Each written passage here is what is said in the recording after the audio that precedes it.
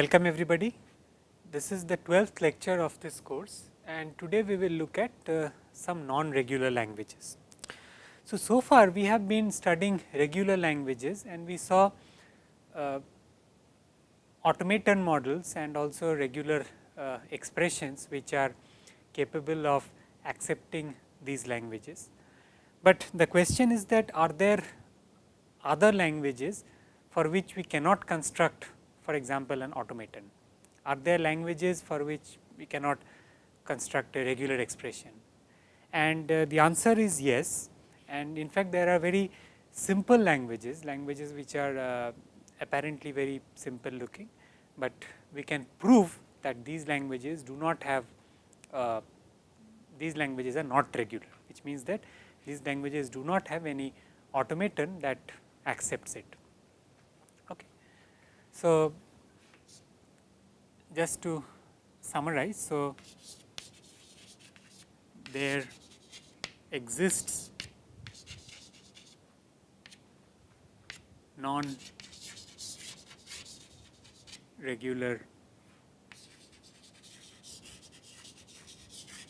languages, and typically what are the, what intrinsic property do these languages have? Okay. So, one informal way to think of regular languages is, so these are languages where we do not necessarily require some sort of counting. Okay. So, for languages where to check whether the string actually belongs to the language or not, where we actually need to count something. Okay. For example, how many zeros are there, how many ones are there, or maybe some such thing. So, these languages typically are non-regular. Okay. So, non-regular languages are those languages where which require some sort of counting. So, non-regular languages typically require us to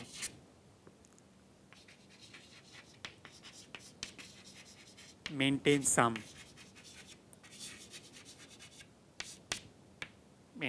count. Okay. So, so the question is, how do we prove that a language is not regular? Okay. So, to prove this, there is a very famous and useful theorem which is called the Pumping Lemma. So, the Pumping Lemma is a result which talks of properties of regular languages, and we use this Pumping Lemma to prove that a language is not regular. Okay. So, I am going to state the result of the Pumping Lemma today, and we will see how we can use the Pumping Lemma to prove that a language is not regular. Next time we will see a proof of the correctness of the Pumping Lemma. Okay. So,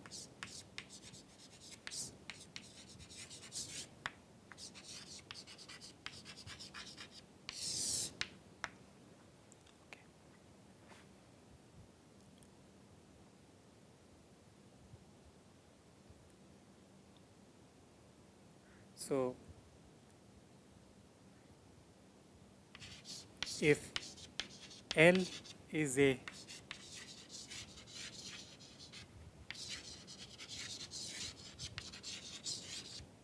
regular language, then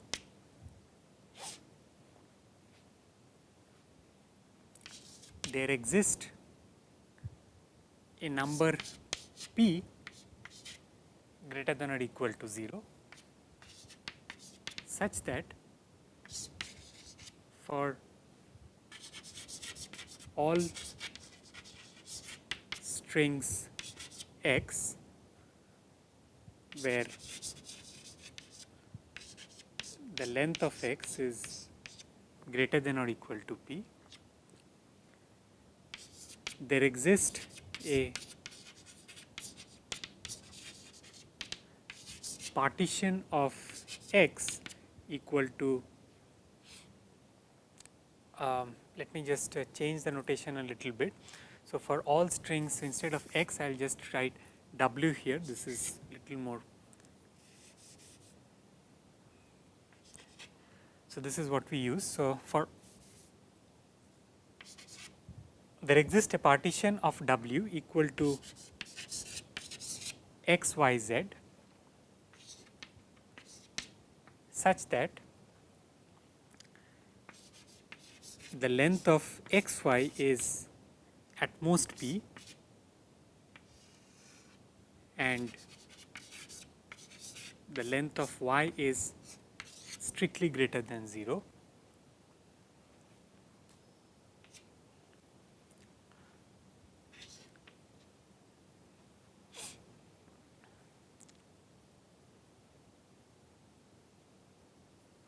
And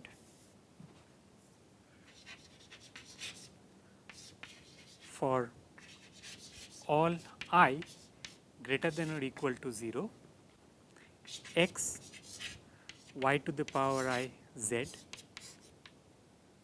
belongs to the language L. Okay. So, for all strings, so we take a string W which belongs to L. Okay. So, let me change this also. Yeah. So, let us try to understand what this lemma is saying. So, we take a regular language. So, if we have a regular language, then for this language there exists some number p such that no matter what string W we take in the language, such that the length of W is at least p, we can partition W into x, y, z such that the partition satisfies this property that x, y is at most p, the length of x, y is at most p and the length of y is strictly greater than 0, which means that y is not the empty string. And now, after we have such a partition, if we consider the string x y to the power I z for every I greater than or equal to 0, it will always belong to L. Okay. So, this is basically describing a property of regular language. For every regular language, this holds true. Okay. So, how can we use this to show that some language is not regular? Okay. Because this is actually giving a set of properties for or giving a property for a regular language L. So, the way we use to show the way we use pumping lemma to show that a language is not regular is by using the contrapositive form of the statement. Okay. So, just to give a brief recap what we mean by contrapositive. So, if we have a statement that A implies B, okay, so let us say we have some statement A implies B, for example that if a number is, let us say A is the statement that a number is divisible by 4 implies that the number is even. Okay. Then the contrapositive form of that statement is that not B implies not A.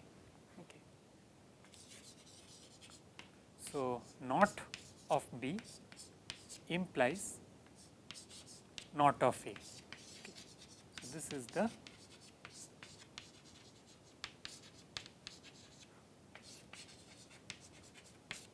contrapositive form. So, if I look at the earlier example that A is a number is divisible by 4 implies that the number is even.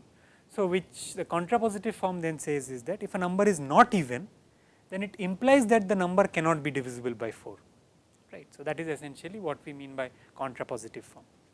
So, similarly, in this case we will use the pumping lemma in its contrapositive form, or what we will use is that if I have a language where this entire condition is not true, then it implies that the language is not regular. Okay. So, let us look at the contrapositive form of this statement, and again the way we will look at the contrapositive form is by thinking of it as a game. Okay. So, we will treat the pumping lemma as a game, where this game is being played by let us say you and your opponent. So, whenever you have a there exist move, it means that you are free to choose whatever that there exist quantifies. And if you have a for all move, it is basically your opponent who is doing the choice for you. So, you do not have any option. So, let us write this contrapositive form of the pumping lemma. Okay.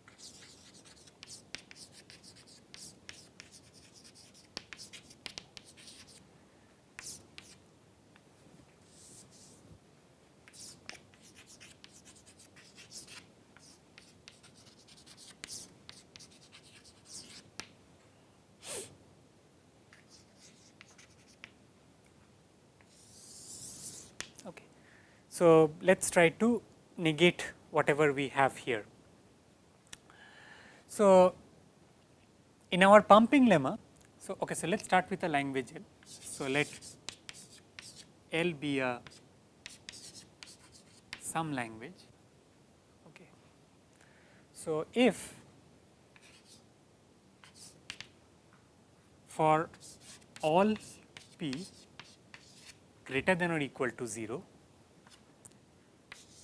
there exists a string W in L such that length of W is at least p. Okay.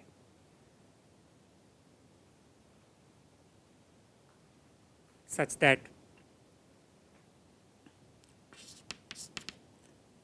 for all partitions, okay, so for all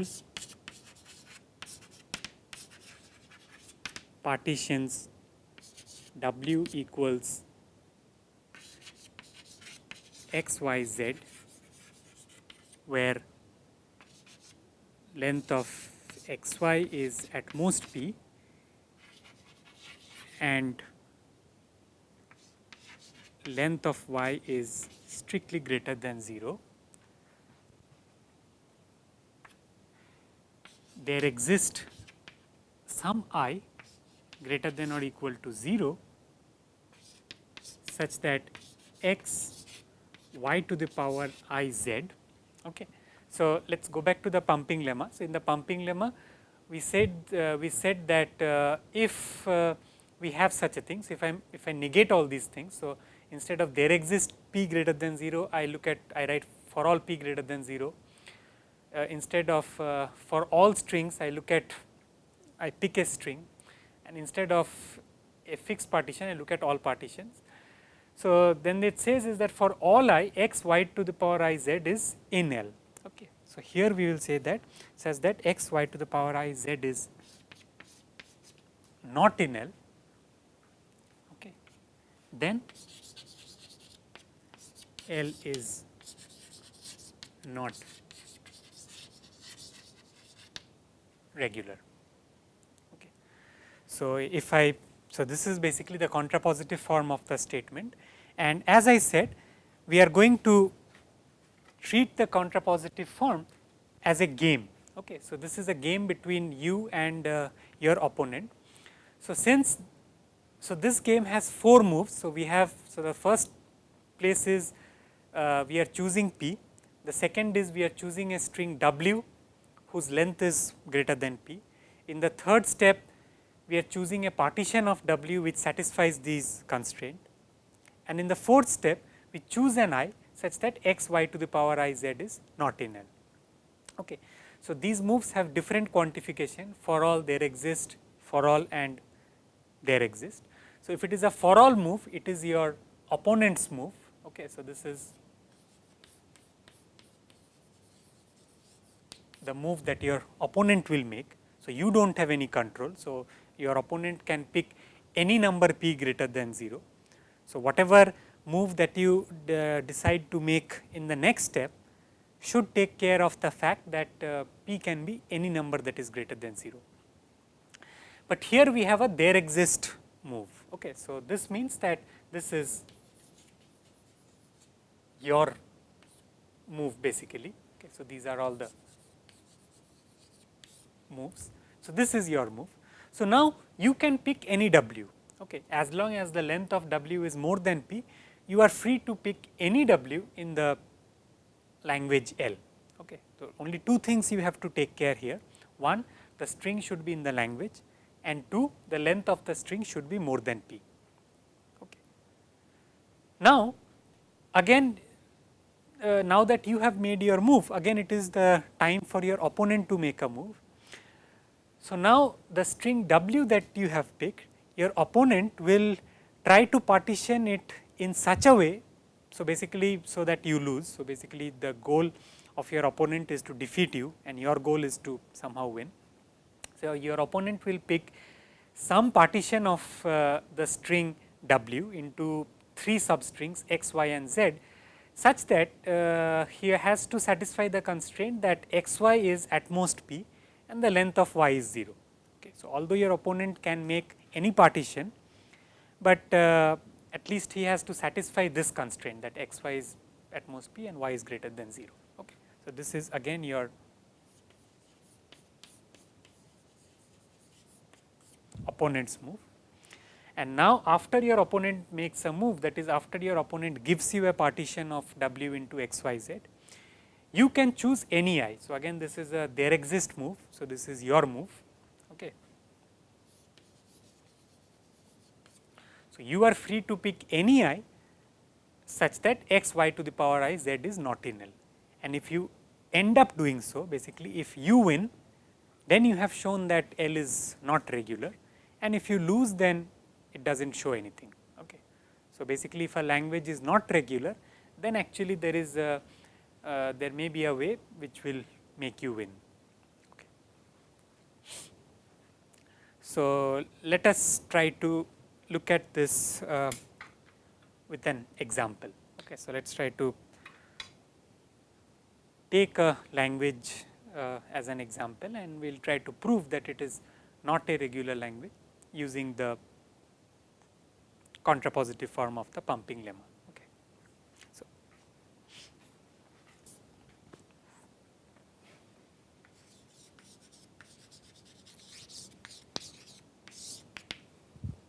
okay. So, we take the language L, which consists of all strings of the form 0 to the power n, 1 to the power n, where n is a number, let us say greater than or equal to 0. So, this language consists of all strings where you have a sequence of zeros followed by a sequence of ones, such that the number of zeros is equal to the number of ones. Okay.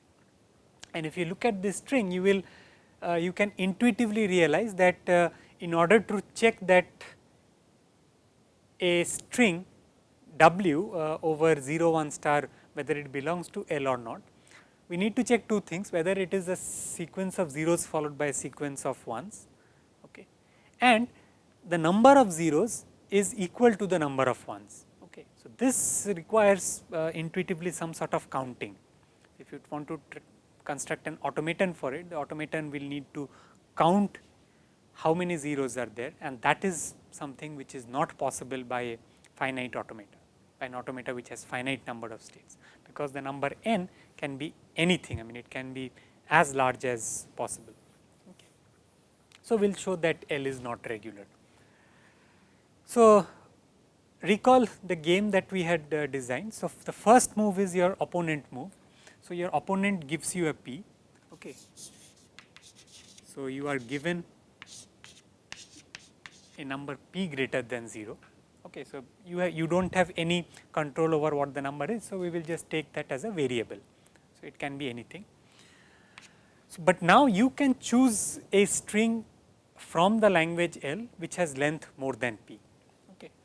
So, this was your opponent's move. So, you choose W equal to, in this case we will choose W to be the string 0 to the power P, 1 to the power P. Okay. So, typically when we are actually designing, when we are trying to prove that a language is not regular using a pumping lemma, our choice of the string W in the second step, that is when you are making the move, will be a string which is a function of the number P that was given to you by your opponent. Okay. So, whatever length it has or whatever symbols it has will be a function of, I mean typically it will be a function of P. Okay. So, in this case we have P number of zeros and P number of ones. You can easily see that the length is more than P and it belongs to the language L. Okay. So, this was your opponent's move, and this is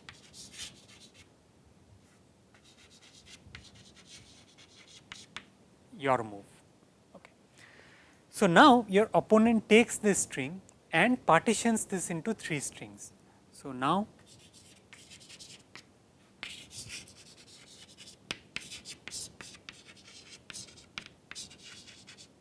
given a partition W equal to x, y, z, okay, how can the partition look like? I mean, how can the x, y's and z's look like? Okay. So, let us try to picture this. Okay. So, how does your string W look like? So, your string W is a sequence of zeros. Okay. So, it has some p zeros followed by p ones. So, if I take the string x, y, z, what can the string x and y consist of? Okay. So, the question is, can x, y consist of 1, or can the string x or the string y have any 1 in it? Okay. The answer is no, and the reason for that is that when we have this partition actually has to satisfy the constraint that the length of x, y is at most p. Okay.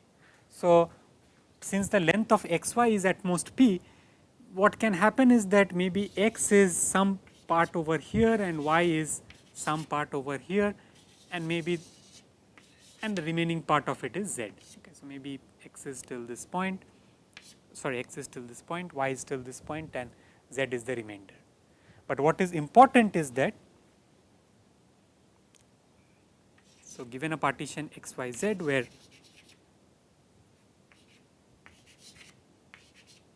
x, y is at most p and length of y is greater than 0, note that the strings x and y consists only of zeros. Okay. So, now it is time for you to make a move. Okay. So, this was your opponent's move. So, now it is time for you to make a move. Okay. So, this was your opponent's move. What I will you choose such that x, y to the power I, z is not in the language? Okay. And I mean, as you can see, no matter what I you choose, I mean, if you choose any I that is not 1, okay, it will be done. For example, let us take I equal to 0. Okay. So, choose I equal to 0. So, if we choose I equal to 0, what do we have? So, then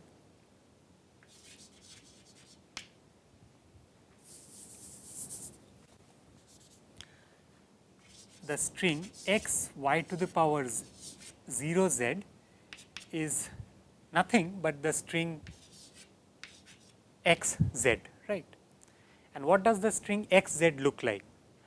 So, the string x, z will have some L number of zeros in it, and of course, the number of ones is equal to p. And is it possible that L is equal to p? Okay. The answer for that is no, because the length of y when your opponent had made the partition, the length of y is greater than 0. Okay. So, if we write is equal to 0 to the power L 1 to the power p, where basically L is nothing but p minus the length of y. How many ever zeros were there earlier minus basically what we get by removing y, okay. And this is not equal to p. Okay. So, therefore, x, y to the power 0, z is not in L, which implies that L is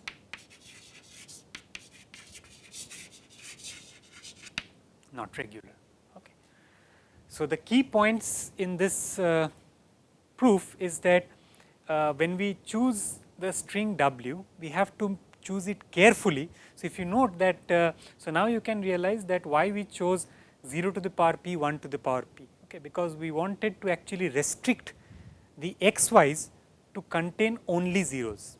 Okay. We wanted the strings xy's to contain only 0, and that is why we had chosen it in this particular manner, and which actually constrained your opponent, no matter what partition of x, y, z your opponent picks, it always must satisfy the property that in particular the string y consists only of zeros and the length of y is greater than 0, which means that if we take x y to the power 0 z, the number of zeros is less than the number of ones. Now, here we had taken I equal to 0. What if we take I equal to 2? Okay. So, again if we take I equal to 2, you will see that the number of zeros in that case will be whatever zeros were there earlier plus the length of y, okay, because we have y additional, the length of y many additional zeros, okay, and since the length of y is greater than 0, which again means that that number is not equal to p. So, I equal to 2 would have also worked, and in the similar manner I equal to 3 for everything. The only I that will not work is I equal to 1. So, this is as I said one of the standard ways of proving that a language is not regular. There are, we can also use in certain cases closure properties to show that a language is not regular, and in our next lecture we will see some more examples that some more examples of non-regular languages and how to prove that they are non-regular. Okay. Thank you.